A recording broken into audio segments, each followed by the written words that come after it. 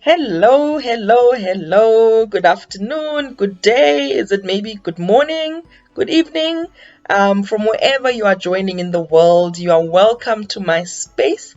This is Dr. T, Dr. Tlaleng Mofokeng, and today's the 8th of August. So it is that weekend, that month of Women's Day, Women's Month, and it's been a busy day, full of webinars, virtually, of course.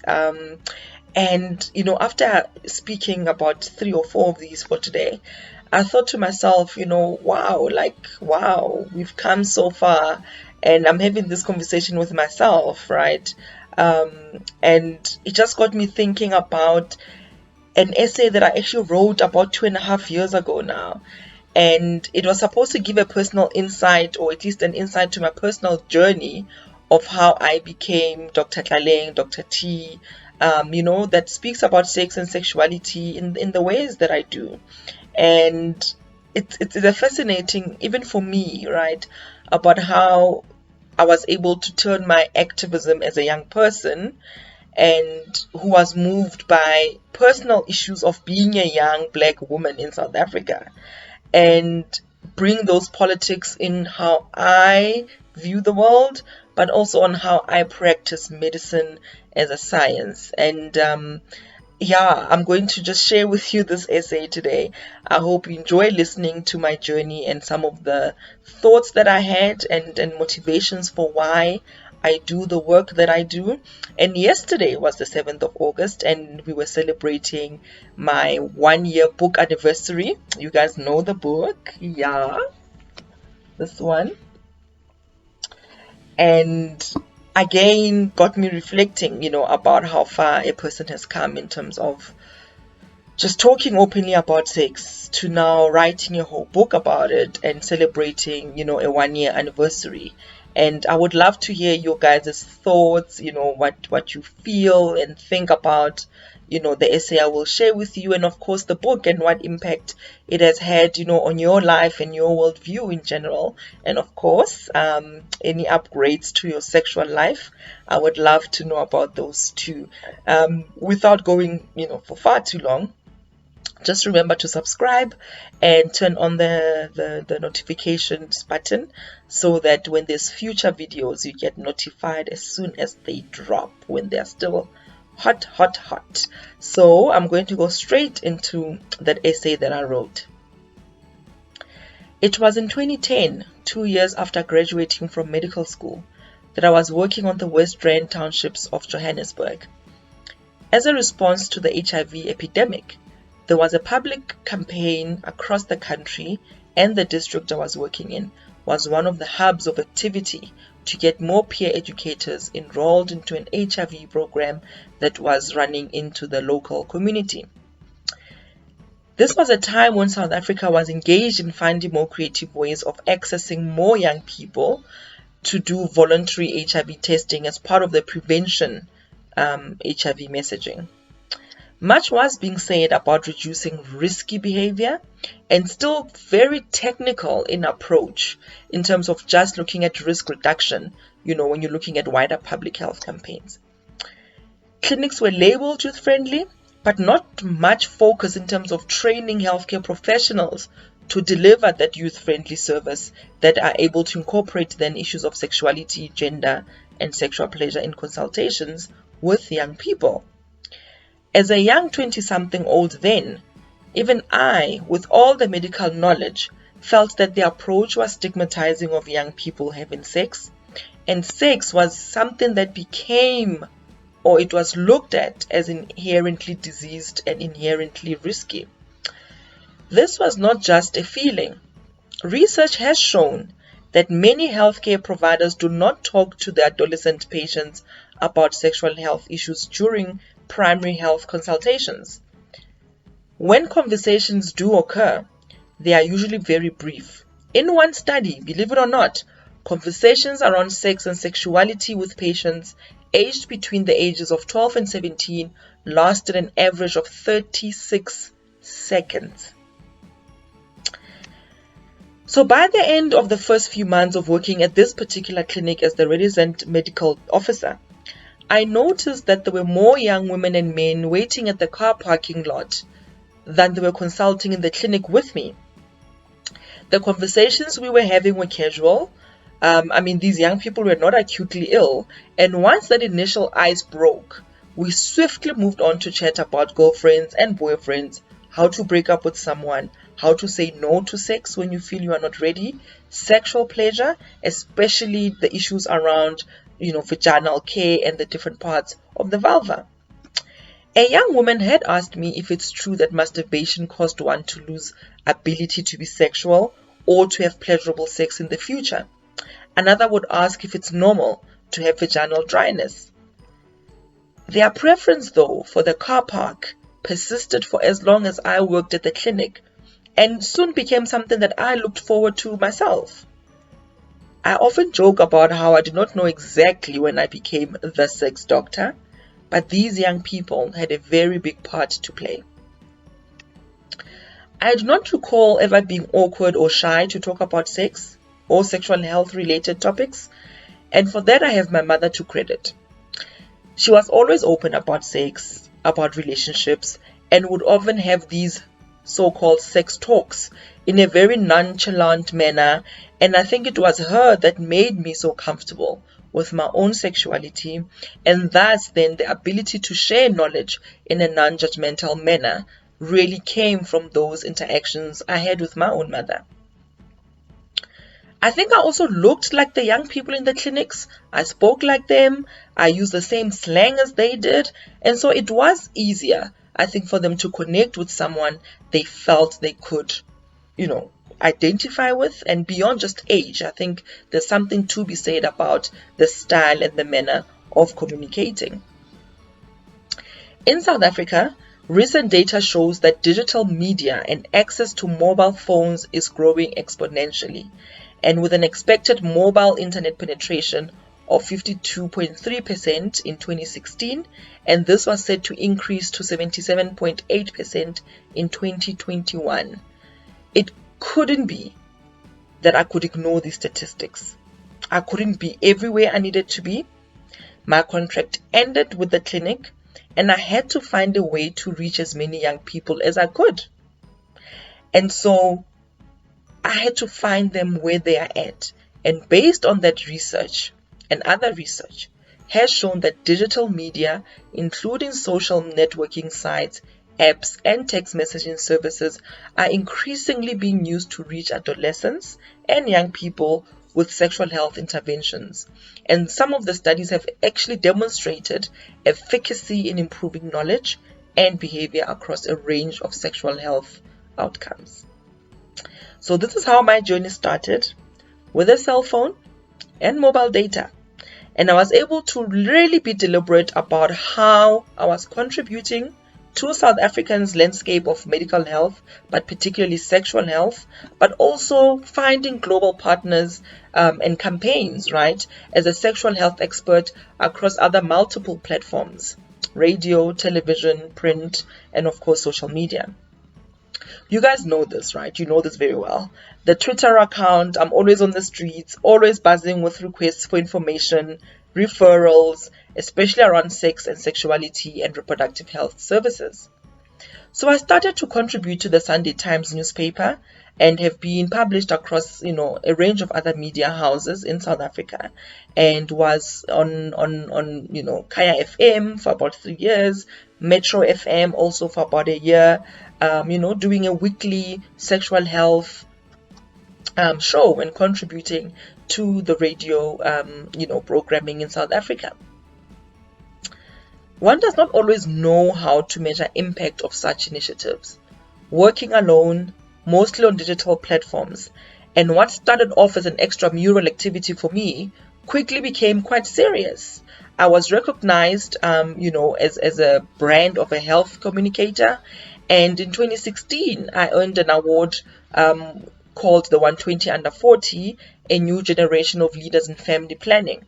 And this was particularly for the work I had done using social media as a tool for health communication. And in fact, in 2017, I ended up at Johns Hopkins Bloomberg School of Public Health, literally just sharing my experiences of how to use digital media as a medical doctor.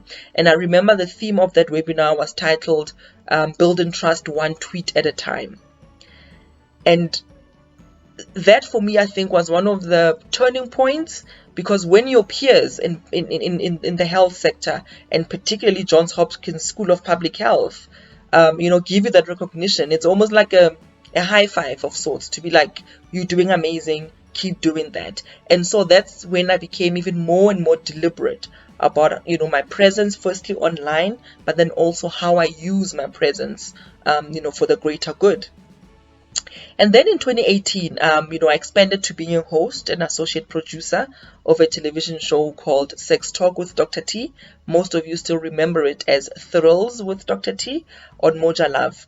And I embarked on this project to showcase what sex positivity looks like, as well as bringing evidence-based and inclusive television programming while being deliberate about the inclusion. That was a deliberate act on my part and an extension of my activism, right, about how we actually talk about sex and sexuality beyond heteronormative gaze.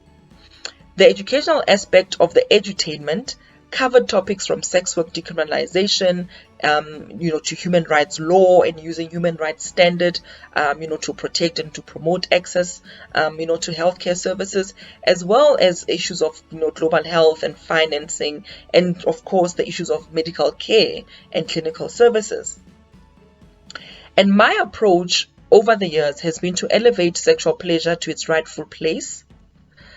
We talk about rights, we talk about health, but we seldom talk about the primary reason why humans have sex, and it's because it's pleasurable. And in the context then of sexual health diseases and certain conditions and sexual rights and the laws that govern sex and sexuality, we then need to know how best and what best to do to have pleasure. And without consent, there is no sexual pleasure. And so I've also then consulting on a number of television shows in terms of pre-production research, made inputs regarding, script writing, and in some instances, even casts. And again, because, as you guys know, being on social media, you kind of then start to find, different ways of engaging different people. Then I ended up, running a podcast called Pod Sex Ed. And some of those conversations, you'll find them on this channel, because I've decided to, rework them and edit them so that they are, well suited for YouTube, because they were quite short. But it was a conversation, very chilled conversation between myself and a friend. And we literally just discuss everyday mundane issues of being Black women. We discuss relationships, we discuss, our experience with menstrual cups, we discuss our feminism, our activism, and it's really just important, because I think often when I'm asked to speak anyway, it's always like Dr. T and everyone else, and it's not enough where I just have spaces to just chill and talk with other young people my age without that Dr. T thing. And so the Pod Sex Ed was really fantastic for me as an experience, because that's what it offered, just a candid conversation between friends, just sharing and learning. But here's the thing, there'll always be pushback, right, to any content that seeks to empower young people with information. And I've heard this one countless times. Oh no, you're making it easy for young people to have sex. Yet a large body of research has found no evidence that providing young people with sexual and reproductive health information and education results in increased sexual risk-taking. In fact, it's comprehensive life skills-based sexuality education that helps young people to gain the knowledge and skills to make conscious, healthy, and respectful choices. And not only just about themselves and their bodies, but, around sex, sexuality, and relationships.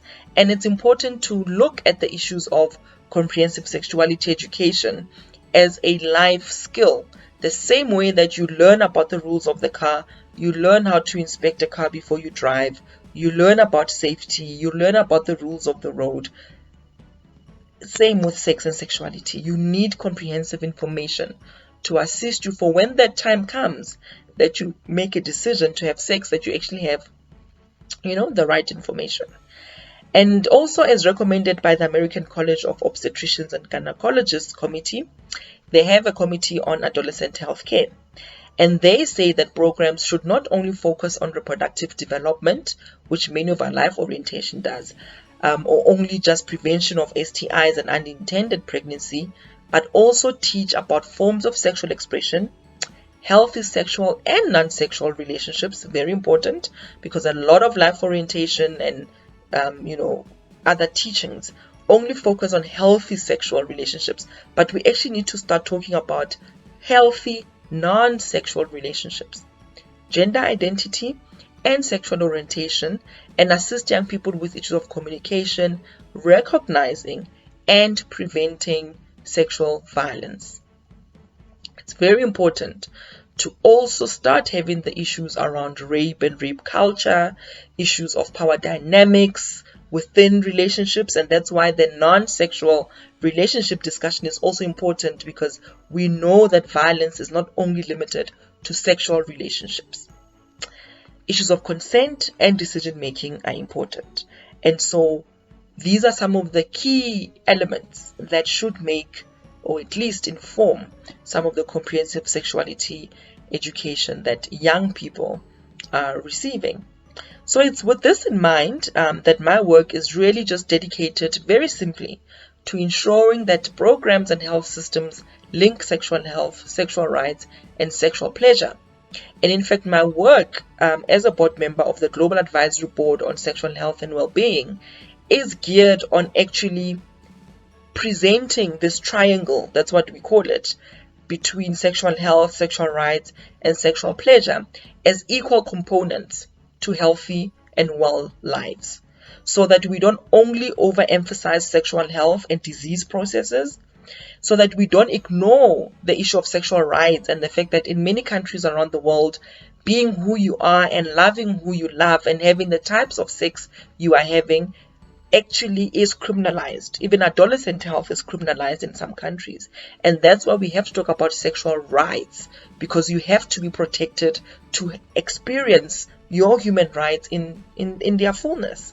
And of course, the issue of sexual pleasure as the third part of the triangle is important, because truly speaking, medical technology, medical advancements, medical education, programming around sex and sexuality have ignored the issue that people are having sex primarily because it's pleasurable. So we need to affirm that for people so that they can feel easy, or at least easier, to ask questions in consultation rooms, to tell us about, which aspects of their sexuality they need assistance with, and not assume, right, or at least, label young people as promiscuous just for being inquisitive about their own bodies and how to experience pleasure. And so I would have succeeded if I'm able to translate all of these politics, all of these health and access issues into communication that's more accessible, that's more sex positive, and inclusive truly, in the sense of the word, that it's not just sloganing. We really have to talk about all the different types of people, all the different types of genitalia, all the different types of circumstances that people are having sex, right? And be honest in how power influences our decisions, and really then be able to support young people make healthy transitions into adulthood, and all of us who are adults, because we never got this information growing up, that at least we can close those gaps for ourselves so that we can be better at being caregivers, but we can also be better at taking care of ourselves, exploring ourselves, and understanding how our own bodies work, and better enabled, right, to negotiate sex and the sex that we want.